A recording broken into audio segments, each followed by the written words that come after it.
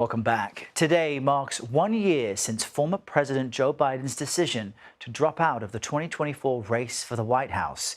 It was a seismic shift in the election, coming after the disastrous debate against President Trump, who has himself just marked 6 months of his second White House term. In a Truth Social post, Mr. Trump wrote in part, quote, "1 year ago, our country was dead with almost no hope of revival.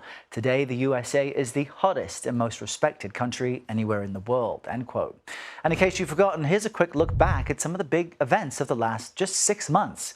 On Inauguration Day, Mr. Trump signed roughly 200 executive actions, among them the creation of his DOJ task force to cut billions of dollars in government spending and the pardoning of January 6 defendants.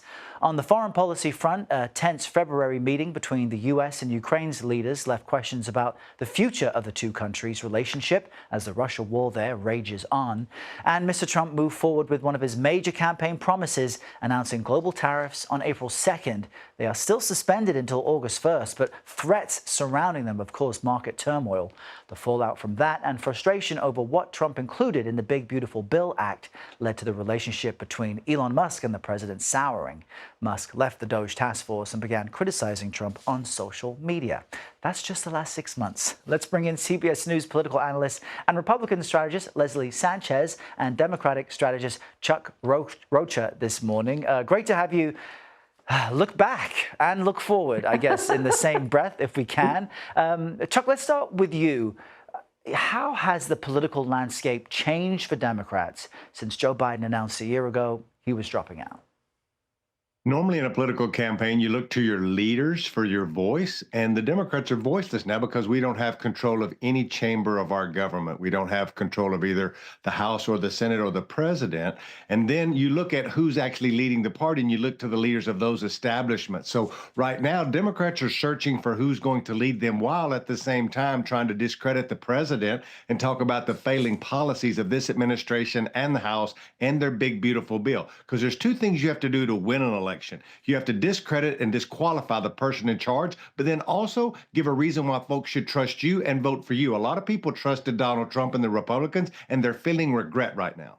And Leslie, on the flip side of that, you know, President Trump dominated the election. Republicans gained both chambers of Congress, and we've seen the president act fast to deliver on campaign promises, whether that's deportation or the economy. By now, does it seem as if he is delivering on what he said he would do to bring prices down generally for Americans? Because that also, according to our polling, is an area Americans haven't seen enough progress.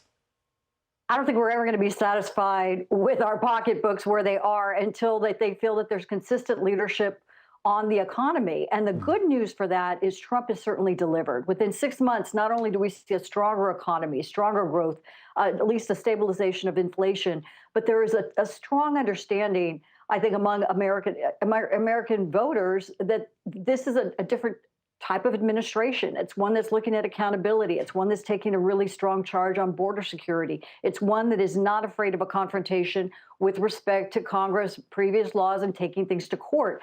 And that kind of change of events, that turning of an administration to react so quickly and so dominantly with an agenda, I think is a sigh of relief for many voters who felt that there was a lackluster approach to getting the economy working for working families.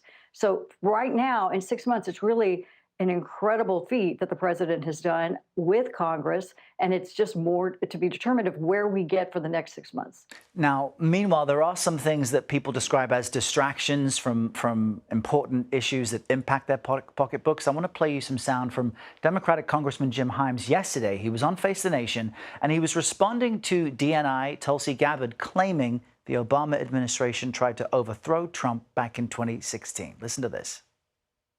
Let's see if this administration, Tulsi Gabbard accusing a former president of treason, let's see if they bring charges. They won't. They won't, because there's not a judge in the land, not a single judge, who will treat this with anything other than laughter that will be heard from the Atlantic to the Pacific in this country. So the test of this is 4, 5, 6 weeks from now, is the DOJ bringing charges? And the answer to that is no. And now we're going to be an Epstein world where, like, wait a minute, treasonous conspiracy by a former president. Why isn't the Department of Justice bringing charges? And the answer to that question is that it is a lie. Chuck, what do you make of that, this focus on conspiracy theories? I think the Donald Trump administration should be careful about how they spread these conspiracy theories. I think the Epstein theory is coming back to bite them in their backside right now. I think if you feed the MAGA base these kind of things, they're going to want things to happen. And you're never going to see them do anything to Obama because it's just craziness. And what they're trying to do is create a distraction, just like they tried to do with Epstein. But now folks like me are demanding that we see the tapes. We see all the evidence because the American public believes that there should be transparency in this. This is a distraction away from this bill that they just passed, where they're going to kick 13 million Americans off of their health care, or they're going to give them the tax relief on their tips for like 12 months and then go right back to what they're doing because they don't want to talk about the policies that really affect Americans. Leslie, how do you view this?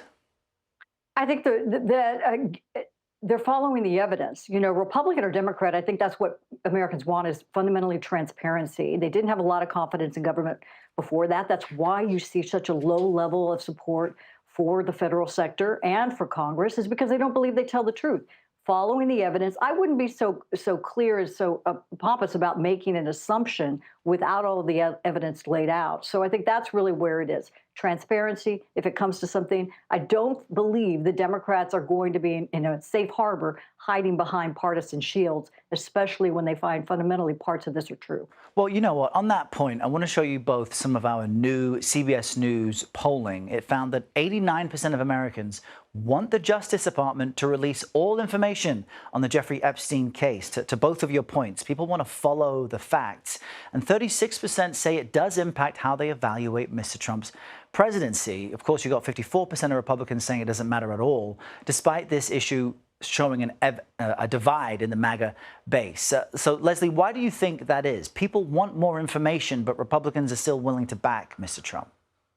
This is kind of the sentiment of the entire country. They want to see it for themselves. They don't want deep fakes. They don't want to be, corralled or deceptive. They want to be able to read the facts for themselves and to have that transparency and have people held accountable. And for many years, going back, probably prior to the Obama administration, certainly before Trump's first win in 2016, there were a lot of these conspiracy theories, but nothing ever came to fruition. And I think now is the time that they want to reveal, and I would agree with Chuck on that. They want to reveal it, see it for themselves, and have people held accountable. And Chuck, what do you make of that?